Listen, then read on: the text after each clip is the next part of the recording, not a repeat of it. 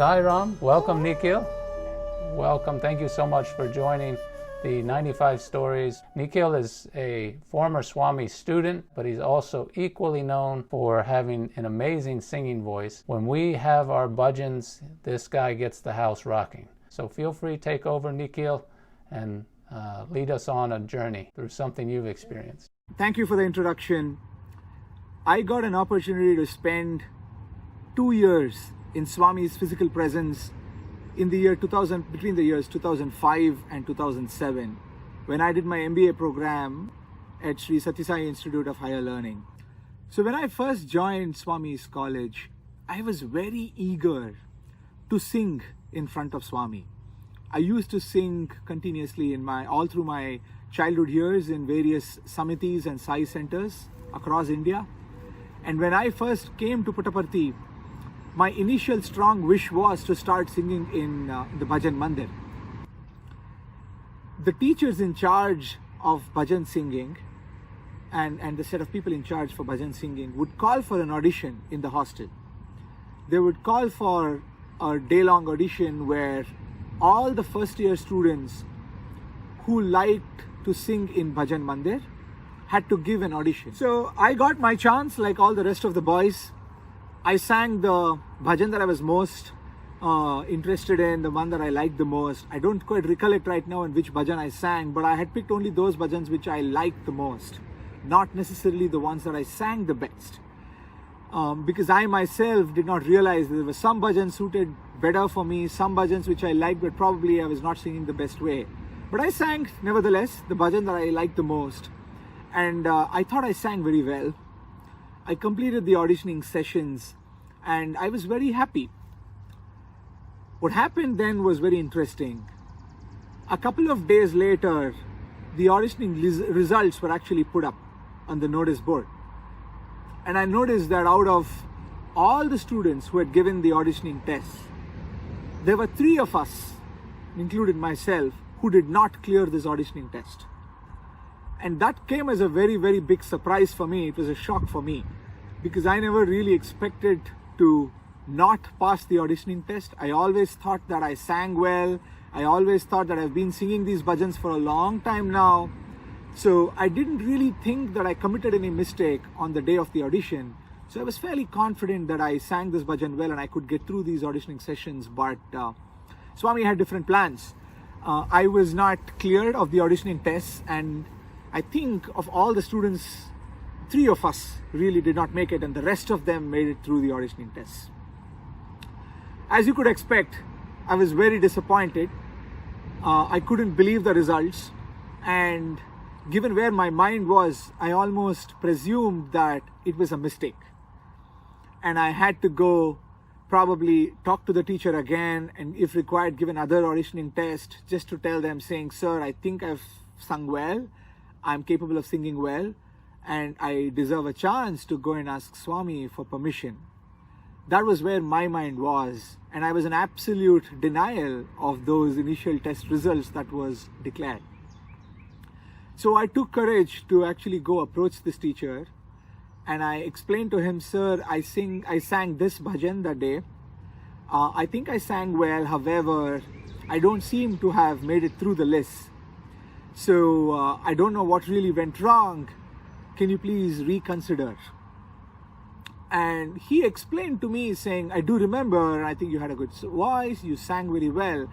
But then there were a few things that I think you need to go correct yourself. Your style of singing is really Carnatic. But the bhajans you are picking and singing are all Hindustani style bhajans. So there is a certain style correction that you will need to do. And these bhajans that you are singing right now are sung in a certain way in the mandir, and they are of a certain standard. And I think you still have a little more opportunity to get there. So why don't you practice for a couple of more weeks, and then we'll again listen to your bhajans again. That was even more disappointing to me because now it looked like it wasn't an oversight.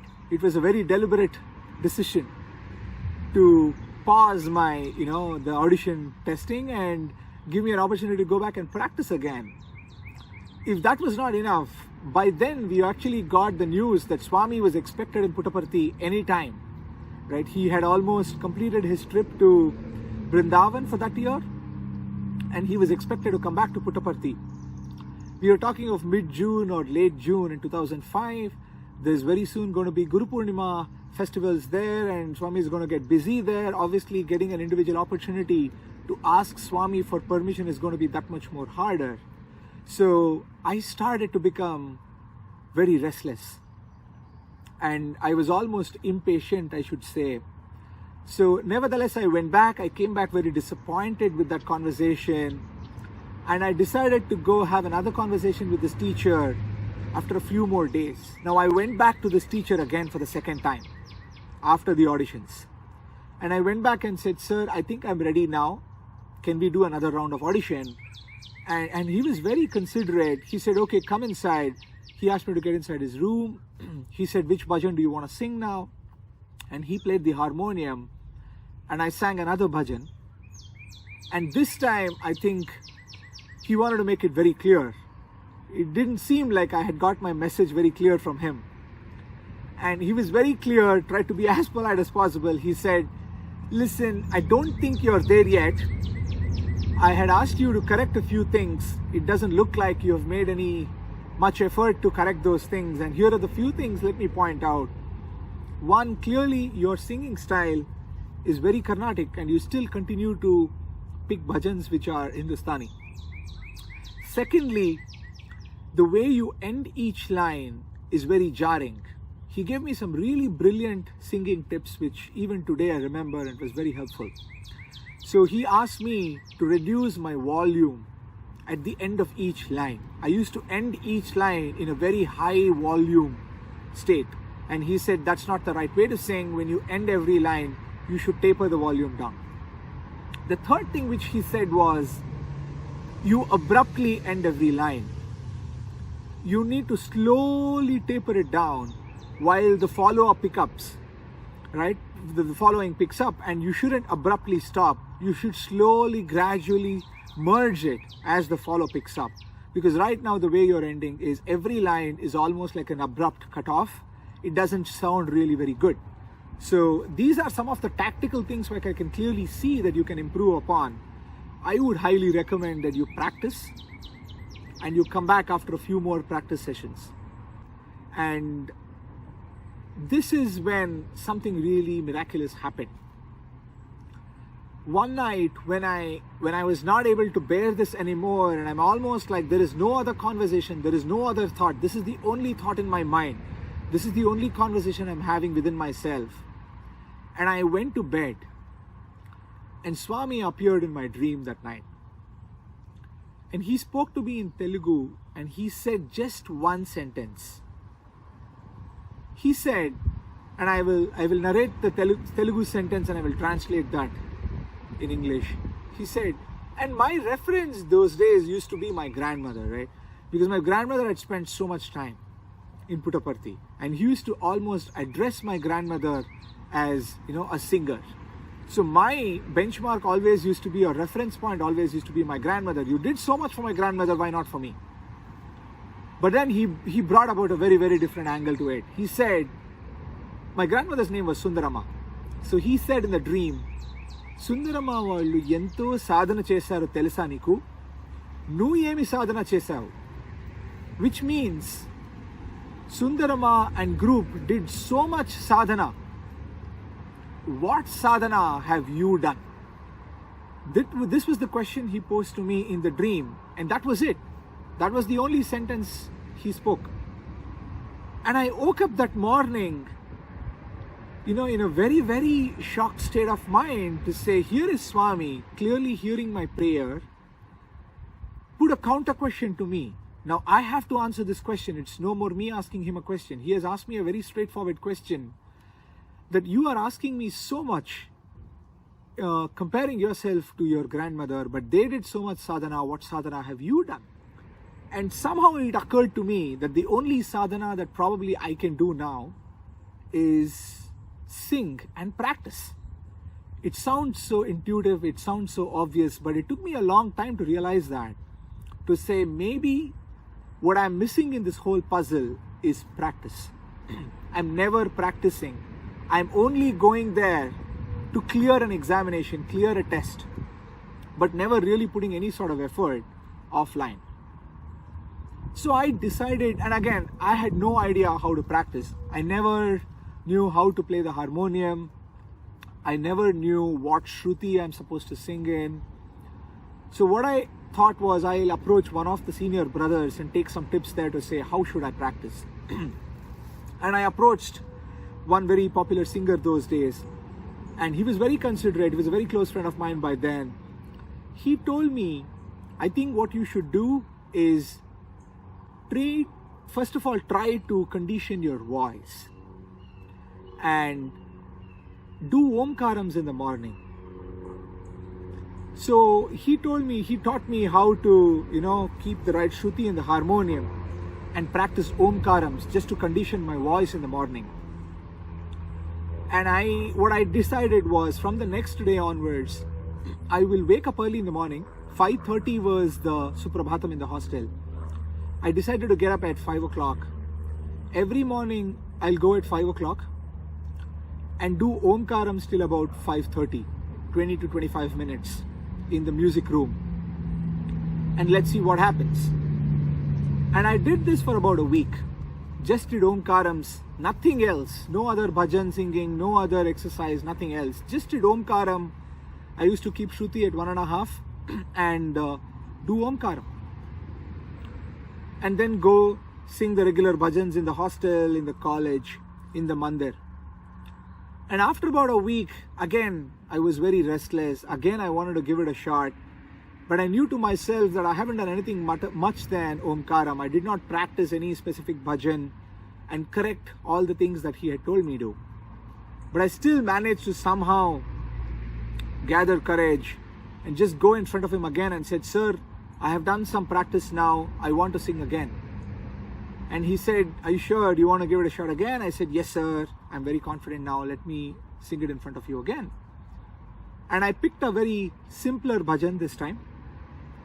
And I sang the bhajan. And the reaction from the teacher was very, very different from the last time. He said, "Your singing has come a really long way now. It's almost that you've corrected every single mistake that I had pointed out before. Clearly, you've put in a lot of effort. You've practiced and you made all the corrections. I think you're ready now to go ask Swami for permission." And while he's saying all this, I am much more surprised than him, because I really haven't put in that much effort beyond just the omkarams that I had done. Never really practiced some of the very tactical tips that he had given me. Not much of an effort from a bhajan singing point of view. Just omkarams, that's all I had done. And he even said, there are some other boys who seem to have the same kind of problems that you have. I will ask them to approach you, and it will be good if you can help them out as well. And I am thinking to myself, saying, oh my God, like, that is so different from what I am thinking and how it was a week back. What really changed here? And then he said, okay, now I think you can go and ask for permission for Swami. And I got a chance to sit in front rows in the Kulwantrai Hall. I had a letter, and there you go, one evening Swami signaled to me and asked me to come up and give him that letter. And while I gave him that letter, I asked him, "Swami, I like to sing bhajans in your presence inside the bhajan hall. Can I sing?" And Swami nodded his head and said, "Sure, sing." And that's how I got my first permission to sing in front of Swami. And this was probably one of the biggest lessons that I have learned. And there were multiple lessons, Brother Aaron, that I wanted to share, right? This was not just a singing permission. There are so many things that happened which I took away from this one episode. One for sure, this is another instance where Swami is clearly showing his omnipresence, right? He appeared in the dream. He clearly answered my question. He knew what I was going through. He knew what I was asking for. The second, I think, is the way the connection happened. Even though I was in Puttaparthi, even though I used to go see him in person every evening in the darshan, the whole conversation between me and him happened internally. Right? My prayer was internal. His response and answer was very internal again. It was never a direct person-to-person connection. To me, that's another lesson which is very important, especially now, right? Because if it can happen there in the hostel, it can happen here right now. The only prerequisite there is, I guess, the intensity of the conversation, intensity of the prayer that we need to have within ourselves. The third lesson which I took away from that is, if you make one step effort, he will take 10 steps towards helping you. We've heard this time and again. And this to me was a very clear example of how he showed it, that he will do it, right? So I just took one step, made one little effort to get up early in the morning, go practice, and that was my only sadhana. And then he clearly responded that the response that I got from the teacher and how he told me how much I had progressed was disproportionately high compared to the input effort that I had put in.